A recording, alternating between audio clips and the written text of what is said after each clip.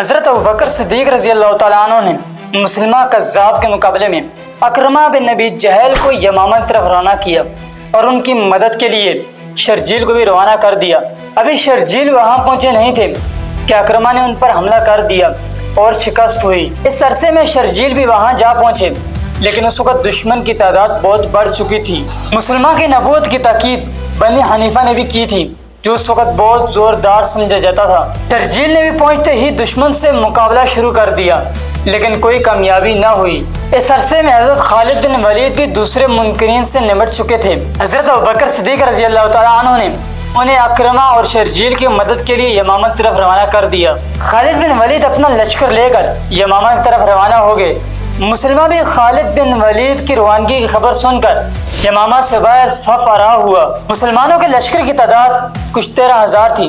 فریقین کے درمیان سخت مقابلہ ہوا۔ اسلامی لشکر نے اس دلیری سے مقابلہ کیا کہ بنی حنیفہ کے لوگ بدحواس ہو کر بھاگنے لگے اور مسلمہ کذاب کے فوجی خالد بن ولید کے لشکر کے شکار بنتے رہے۔ جب مسلمہ نے یہ صورتحال دیکھی تو اپنی فوجوں کے ساتھ جان بچا کر بھاگنے لگا اور جنگ سے دور ایک باغ میں پناہ لے لی۔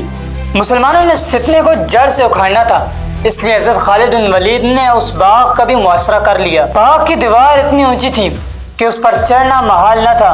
چنانچہ اس موقع پر حضرت زید بن قیس رضی اللہ تعالیٰ عنہ نے خالد بن ولید رضی اللہ تعالیٰ عنہ سے کہا کہ میں یہ دیوار پار کر کے آپ کے لیے دروازہ کھولوں گا، تم میرے لیے ایک اونچی سیڑھی بنا دو۔ تو حضرت خالد بن ولید رضی اللہ تعالیٰ عنہ راضی ہو گئے۔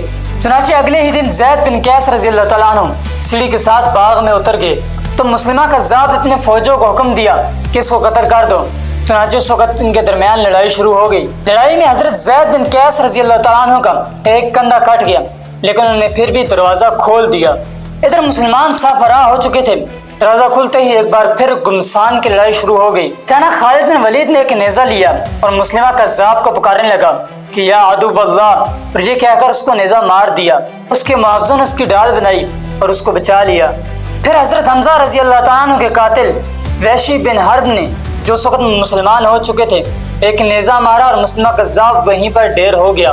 اس طرح اس نے حضرت حمزہ رضی اللہ تعالیٰ عنہ کو شہید کرنے کا کفارہ ادا کیا۔ اس کے لشکر کے نصف آدمی مارے گئے اور یمامہ کے ہر گھر میں صف ماتم بچ گئی۔ جنگ کے خاتمے پر حضرت خالد بن ولید نے یمامہ کے لوگوں سے صلح کر لی۔ یوں یہ جنگ یمامہ کے نام سے جانی جاتی ہے۔